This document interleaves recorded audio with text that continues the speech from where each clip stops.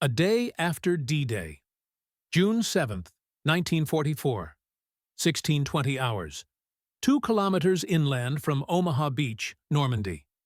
16-year-old Dieter Schultz crouched in a destroyed farmhouse cellar, clutching a rifle he barely knew how to fire. The Mauser was nearly as tall as he was, and after 2 days of chaos, the naval bombardment, the Allied landings, the collapse of his unit's defensive position, he had exactly 3 bullets left.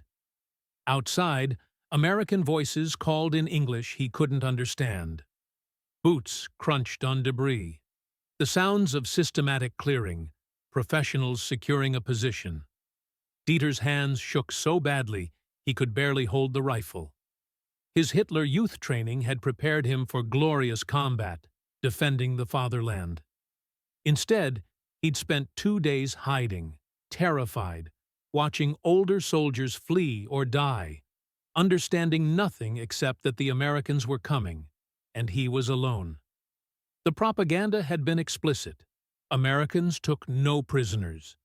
They tortured captives for information, then executed them.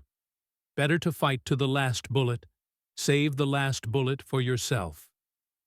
Dieter looked at his rifle, at the 3 remaining rounds, and tried to decide which one he should use on himself.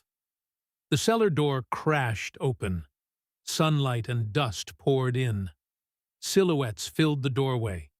Massive American soldiers in combat gear, weapons raised. Dieter dropped his rifle and threw up his hands, screaming, "Don't shoot! Don't shoot!" The Americans froze. One stepped forward, lowering his rifle, and Dieter saw the soldier's face clearly for the first time. The American was young, maybe 22, 23, with a dirty, exhausted face that showed shock more than anger. "Jesus Christ," the American said in English. Dieter didn't understand. "He's just a kid." Another soldier appeared, calling down into the cellar, "Come out! Hands up!" Dieter climbed from the cellar, hands raised, waiting for the bullet he'd been promised. The Americans surrounded him. 4 massive soldiers who looked like they could break him in half. One searched him for weapons, finding nothing but the Hitler Youth knife every boy had been issued. Another said something in English that sounded like a question. Then the first soldier, the one who'd called him a kid, reached into his pack and pulled out a tin of something. Sea rations. He opened it and handed it to Dieter, gesturing to eat. Dieter stared at the tin, at the soldier's face, at his own trembling hands taking the offered food. Meat and beans. More food than he'd seen in 3 days of chaos and terror. The Americans weren't executing him. They were feeding him. He ate desperately, wolfish, unable to process what was happening. The propaganda said Americans would torture him. Instead, they'd given him food. Everything he'd been taught was collapsing with every bite, and Dieter understood with crystalline clarity. The lies had sent him here to die, and the truth was saving his life with a tin of American rations. The desperate conscription. By June 1944, Nazi Germany was scraping the barrel for defenders, and that barrel included children. The Hitler Youth, created as an ideological indoctrination program, had been transformed into a military reservoir. Boys as young as 14 found themselves conscripted into Wehrmacht and SS units defending Normandy. They received minimal training, sometimes only days, before being sent to defensive positions against the largest amphibious invasion in history. The numbers told the story of desperation. 12th SS Panzer Division, Hitlerjugend, approximately 20,000 soldiers, average age 18, many 16, 17 years old. Estimated teenagers, under 18, in Normandy defensive forces, 10,000, 15,000. Training period for Hitler Youth soldiers, typically 2 to 4 weeks, sometimes only days. Equipment quality, often obsolete rifles, insufficient ammunition, inadequate support. Casualties among teenager soldiers, June-August 1944, estimated 40 to 60%. These weren't elite troops. They were terrified children given weapons and propaganda, then thrown against professional Allied forces supported by overwhelming firepower, air superiority, and logistical dominance. Dieter Schultz's experience was typical. Conscripted in April 1944 at age 16, he received 3 weeks of basic training before being sent to Normandy in late May. His unit, a mix of teenage Hitler Youth and older reservists, manned positions near Omaha Beach with instructions to repel the invasion. The actual invasion shattered his unit within hours. The naval bombardment was beyond anything training had prepared him for. The American infantry advancing from the beach were professionals who moved with competence and firepower his unit couldn't match. "We were children with rifles," Dieter recalled in a 1994 interview. "Told we were defending the fatherland, but really just sacrificed because Hitler had run out of real soldiers. Most of my unit was dead or captured within 2 days. I survived by hiding, not fighting. My great contribution to defending Fortress Europe was cowering in a cellar until Americans found me and gave me food." The propaganda's final lie. German teenager soldiers had been conditioned through years of Hitler Youth indoctrination to believe capture by Americans meant torture and death. The messaging was systematic and pervasive. Hitler Youth meetings featured lectures about Allied brutality. Training officers described supposed atrocities committed against German prisoners. Films and photographs, many fabricated, showed graphic images meant to terrify rather than inform. The psychological conditioning was simple. Americans are subhuman monsters who will kill you horribly if you're captured. Better to die fighting. For teenagers who'd been in Hitler Youth since age 10, this propaganda was foundational truth. They'd spent formative years being told that Germans were superior, that enemies were evil, that capture meant fates worse than death. When sent to combat, these beliefs created genuine terror that made surrender psychologically difficult, even when continued fighting was suicide. 15-year-old Hans Becker, captured near Utah Beach on June 8th, described his fear. "I'd been told Americans would torture prisoners for information, then execute them. When my position was overrun and I had to surrender, I was crying from terror. I expected to be beaten, mutilated, killed. Instead, an American soldier gave me water and a chocolate bar. I couldn't process it. The propaganda had been so absolute. Finding out it was lies. That happened in the moment. An enemy soldier showed me kindness I'd been taught was impossible." This psychological conditioning made teenage soldiers particularly dangerous in initial contact. They'd fight with desperate intensity, believing they were fighting for survival rather than just military objectives. But once captured and shown basic humanity, the propaganda collapsed instantly. The gap between expectation, torture and death, and reality, food and water, was too profound to explain away. The first captures. American forces advancing from the beaches during D-Day's first days encountered pockets of German resistance that included obvious teenagers. The cognitive dissonance was immediate and disturbing. These were children. Some looked barely old enough for high school, but they were firing weapons and had to be treated as combatants.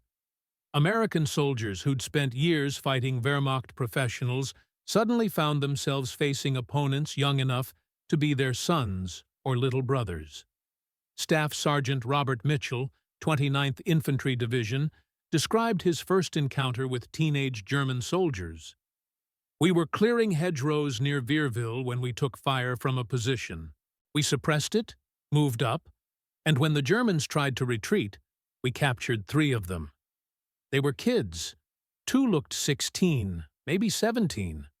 One couldn't have been older than 15. Skinny, terrified, one was crying. They expected us to shoot them. You could see it in their faces. Instead, we disarmed them, gave them water, sent them back to the POW collection point. What else were we supposed to do? They were children. The pattern repeated across Normandy as American forces advanced. German defensive positions would resist, be overcome, and surrender would reveal teenage soldiers among the captured. Each encounter created the same dilemma. These were armed enemies who'd been fighting, but they were also obviously children who'd been thrust into combat by a desperate regime. American responses varied. Some units treated teenage prisoners exactly like adult POWs. Disarm, search, process, move to camps. Others made informal accommodations recognizing the prisoner's youth, extra rations, gentler handling, prioritized medical care. There was no unified policy, but a pattern emerged. American soldiers generally tried to avoid killing teenagers when possible and showed mercy once they were captured. The scale of capture.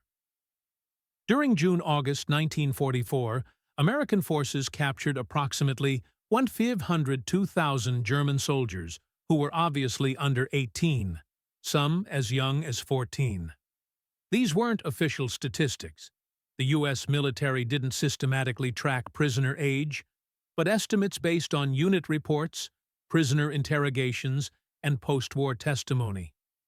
The teenagers came from several sources: Hitler Youth divisions like the 12th SS Panzer, regular Wehrmacht units that had conscripted younger soldiers, and ad hoc defensive formations thrown together during the Normandy campaign's desperate final weeks. The captured teenagers were processed through the same POW system as adult prisoners, but their youth created practical complications. They required more medical attention, malnutrition was common, combat stress more severe, they were more psychologically vulnerable, propaganda collapse created emotional crises. They sometimes needed protection from adult prisoners. Hardcore Nazi officers would threaten teenagers who cooperated with interrogators. Captain William Hayes, prisoner of war interrogation officer, described the challenge. We'd get these German prisoners who were obviously teenagers. Regulations said to treat them like any other POW, but practically they needed special handling. Many were malnourished. Most were traumatized. They'd been thrown into combat with minimal training, survived through luck more than skill, and now faced psychological collapse as they realized the propaganda about American brutality was false. We'd prioritize their medical care, keep them separated from hardcore Nazis, and try to handle interrogations gently because they were more likely to break down than provide useful intelligence. The food that broke propaganda. For captured German teenagers, receiving food from American soldiers created immediate and profound challenges to their indoctrination. The teenagers were often desperately hungry. German supply lines in Normandy had been disrupted by Allied air superiority and naval interdiction. Frontline troops received irregular rations, sometimes nothing for days. Teenager soldiers, with growing bodies requiring more calories, suffered particularly from food shortages. By the time of capture, many hadn't eaten adequately in days or weeks. American soldiers, operating with the most sophisticated logistics system ever deployed, had abundant food. Each soldier carried personal rations, units had field kitchens, and the supply system delivered regular food shipments. When capturing German prisoners, Americans routinely shared rations, partly from military doctrine requiring humane treatment, partly from individual soldiers' recognition that these prisoners were starving.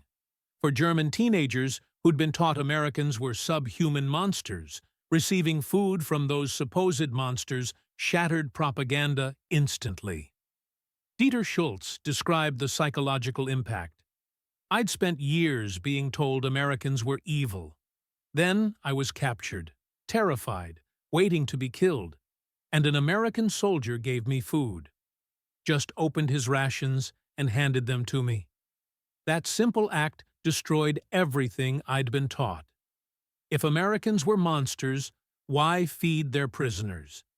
If they were planning to torture me, why waste food? The chocolate bar that soldier gave me did more to change my understanding of the war than any battle or speech. It proved, undeniably, that the propaganda was lies. The symbolism of specific foods created additional impact. Chocolate, a luxury German civilians hadn't seen in years, given casually by American soldiers. White bread, higher quality than German military rations. Canned meat, abundant protein when German rations were sparse. Coffee, real coffee, not the ersatz substitutes Germans consumed. Each item demonstrated American abundance and willingness to share that abundance with captured enemies, even teenage enemies who'd been trying to kill them hours earlier. The medical care. Wounded German teenagers receiving American medical treatment experienced even more profound contradictions to their expectations. These were boys who'd been shot, shrapnelled, burned by their own side's propaganda, now receiving professional medical care from the enemies they'd been taught would kill them. The cognitive dissonance was overwhelming and immediate. 15-year-old Hans Becker had been wounded by artillery fragments during the fighting near St. Lo. When American medics found him, he tried to crawl away, convinced they would finish him off. Instead, they carried him to an aid station, gave him morphine, treated his wounds, and evacuated him to a field hospital for surgery. "They saved my life," Hans stated simply in a 1989 interview. "I'd been fighting against them. I'd shot at American soldiers. Then I was wounded and terrified, and American medics treated me exactly like they'd treat their own wounded. The surgery was professional. The post-operative care was excellent. I recovered without complications. Later I learned the doctor who operated on me had a son my age. He'd saved an enemy teenager's life while his own son was back in America. That made me understand something about American values that propaganda had hidden." American medical personnel treating teenage German prisoners struggled with complex emotions. These were children who'd been trying to kill Americans, now requiring the same professional care as American casualties. Lieutenant Helen Rodriguez, Army nurse, described the tension. "We'd get these German boys who looked like they should be in high school, not a war. They'd be terrified, expecting us to hurt them. We'd have to treat them gently, reassure them, explain we were trying to help. Some would cry, not from pain, but from relief and confusion that enemies were saving them. It was emotionally difficult. These boys had shot at our soldiers, but they were still children who'd been victimized by their own government." The POW camps.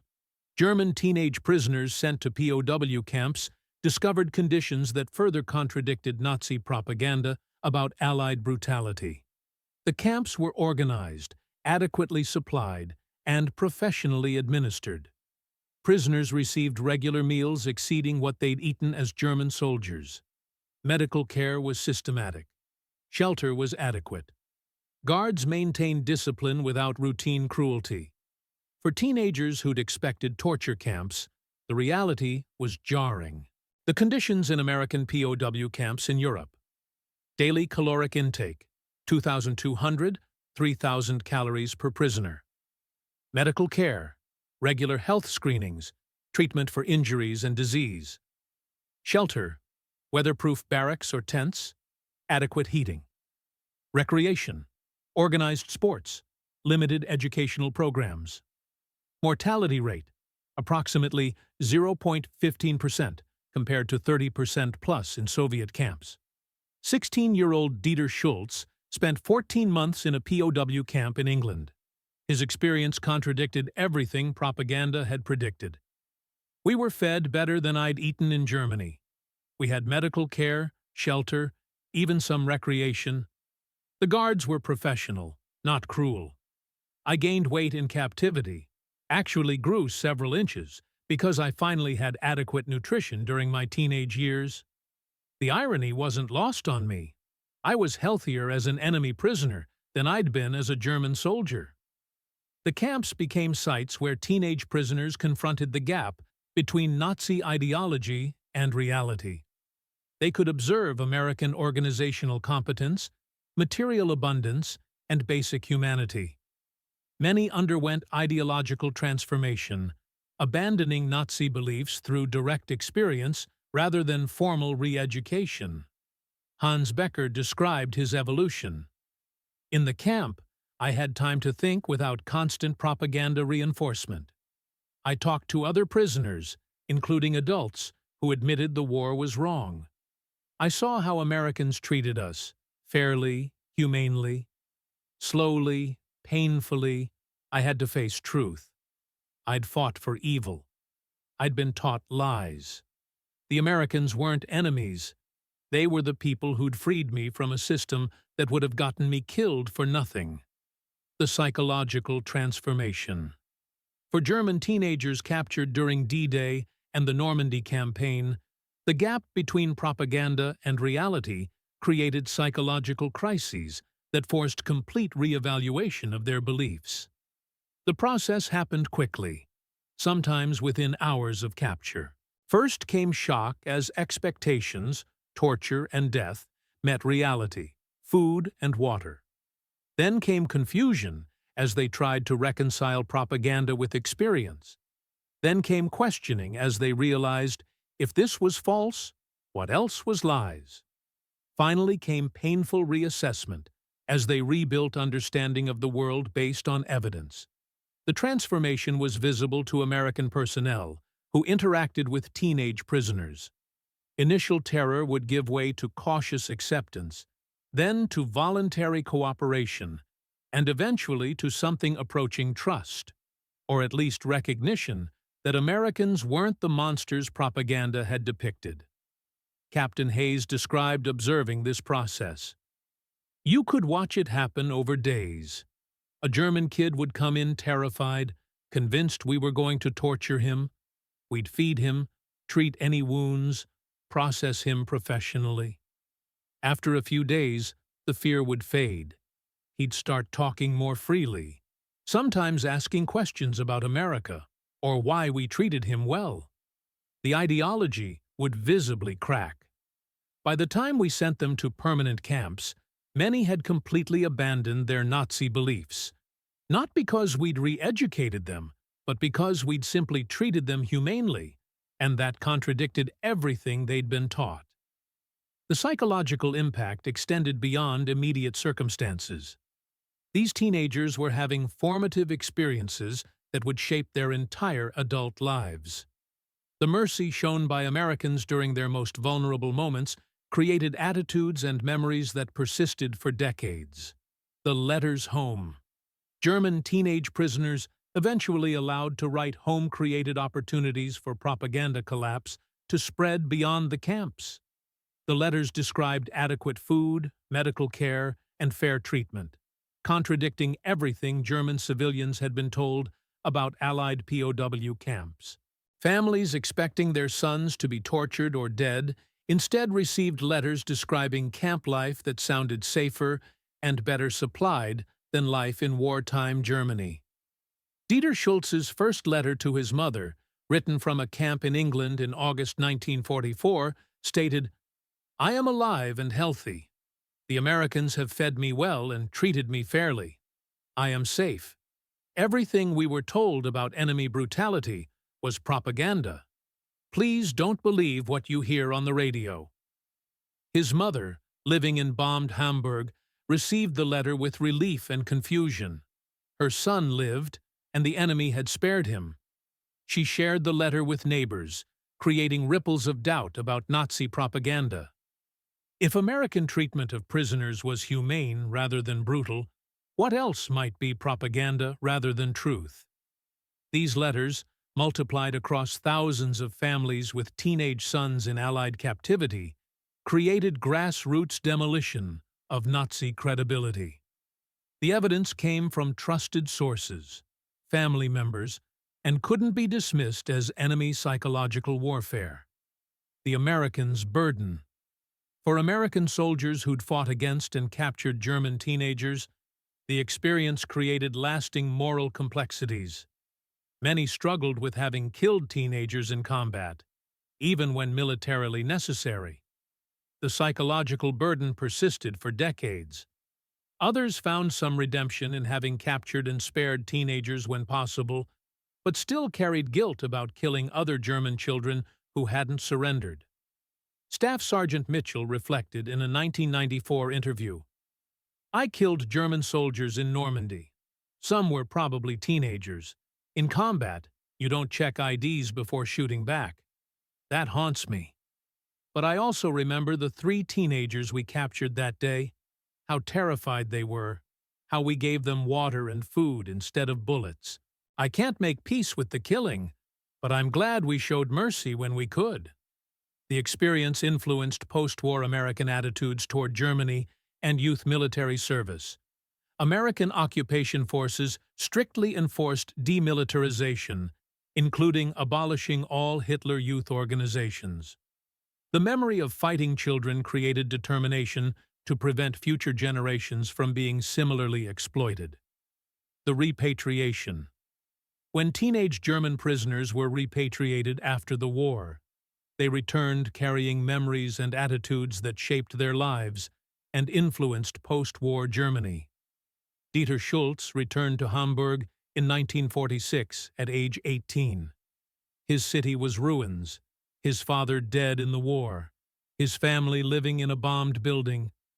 But Dieter himself was healthy, well-fed from American rations, carrying modest savings from camp work, and psychologically transformed by his experience.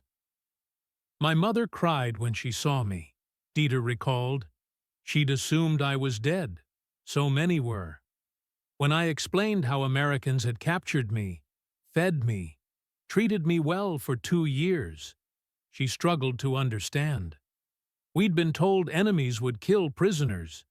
Instead, they'd sent me home healthier than when I left." That contradiction between propaganda and reality shaped everything after. Former teenage prisoners became a generation that remembered American mercy.